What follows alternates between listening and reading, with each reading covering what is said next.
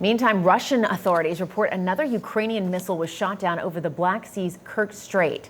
Earlier today, they say two other missiles were taken down in the same area near the bridge connecting annexed Crimea to the Russian mainland. The Black Sea has become a flashpoint in this war, with attacks from both sides disrupting shipping. Earlier this month, Ukrainian sea drones attacked and damaged a Russian warship. A Russian oil tanker was also hit. Retired Major General James Spider Marks is joining us now. It's great to see you. Thanks so much for making time. We know that bridge is not only strategic, it also holds a symbolic value to Russia's Vladimir Putin. Why is that?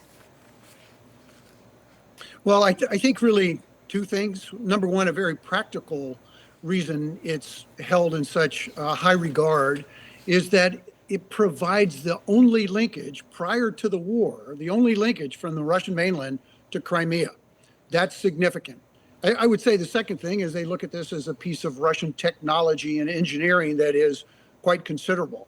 I think there's another piece to it as well, is that militarily, if Russia is going to be successful in terms of their desire to hold Crimea, they have to be able to have multiple accesses into Crimea. If they lose the Kerch Bridge, they've got a single route in, and that's through the land bridge. That becomes very vulnerable based on the military operations that the Ukrainians are conducting right now. I think that's why they hold this as a key piece of key terrain that needs to be maintained. Right. There's also some new reporting by Britain's Conflict Armament Research Group that Russia has started producing its own version of Iran's Shahed drones. What do you think that says about Russia's abilities to sustain its current attack patterns? Russia is into this fight, and it has been given so far Putin has been given zero incentive to find an off-ramp. In other words, he's going to continue to do what he has been doing for the past year and a half. Ukraine has been doing magnificently at the tactical level, and they've done some tremendous fighting against the Russians, but they've not been able to isolate, penetrate, force the Russians off Ukrainian soil. We're seeing the beginning of that right now, we hope. So the creation of drones and the use of drones certainly is not new. This is just an acknowledgement that this type of technology, this type of enabler is one that they will continue to use. And it's a wise decision on their part, certainly on the part of Ukrainians. This is the face of warfare. This is unmanned, autonomous in many cases. So there's low risk, there can be high reward. Right. I mean, this seems like very much where we are in this kind of warfare, in this particular war as well. And this week, Ukrainian officials called the Northern Front in the eastern region the epicenter of the hostilities. We know that Kharkiv's military officials are considering a mandatory evacuation of children from more settlements. What type of offensive is Russia undertaking on that region? You know, Jessica, this is the key question. When you look at the map, you see where Kharkiv is. It really is at the northern flank of the Donbas region where Russia has been putting all of its efforts. And that's where Ukraine has been resisting magnificently.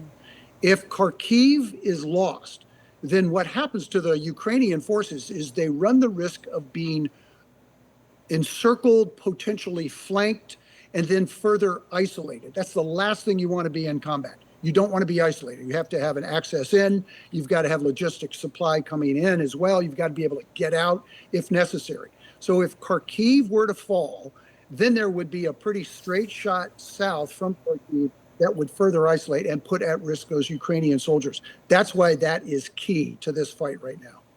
And you're really underscoring just how important it is for the Ukrainians to continue to fight and to receive a lot of the aid also that they've gotten from the U.S. and others. We know that this week President Biden asked for an additional $24 billion plus, really, for Ukraine. But we have seen some softening signs of softening financial support from Americans on this issue. We had some polling last week from CNN that showed a majority of Americans oppose more U.S. aid for Ukraine.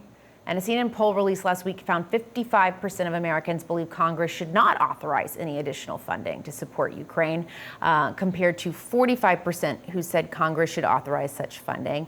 And just to remind people, a poll that was conducted in the early days of the Russian invasion back in February of 2022 found 62% believe the U.S. should have been doing more. So, General, what do you think is happening here? Is it just time? Is it that it's kind of out of sight, out of mind? What is the case to be made to the American people that more money to Ukraine is in America's best interest and obviously Ukraine's best interest?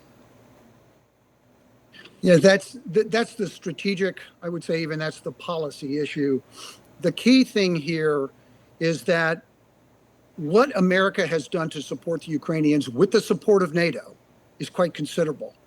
And everybody's kind of wearing it down in terms of what is the desired outcome? What is the strategic outcome? And as we've seen, President Zelensky has established a very high bar. He has said, Russians off Ukrainian soil.